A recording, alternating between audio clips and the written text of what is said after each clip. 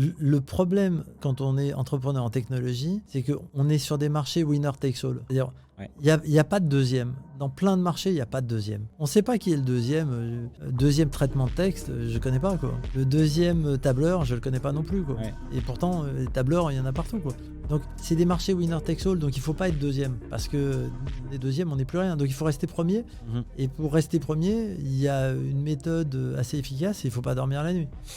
Donc, ça marche pour faire la course en tête, ça ne marche pas pour être vivre, vivre heureux vivre de et- façon épanouie. Donc, on était sur cette course-là et on était épuisé en fait à ce moment-là parce que la technologie, c'est plus forcément le cas aujourd'hui. Aujourd'hui, c'est plus forcément le cas parce que les entreprises sont très bien financées, donc elles ont les moyens d'embaucher des équipes. Et puis, je pense que la santé mentale des entrepreneurs, c'est un truc qu'on a compris et qui est pris en compte, quoi. À l'époque, on ne connaissait pas ces termes-là, quoi, hein. Il y a plein de termes, hein, d'ailleurs. Je peux faire une liste de termes qu'on ne connaissait pas à l'époque.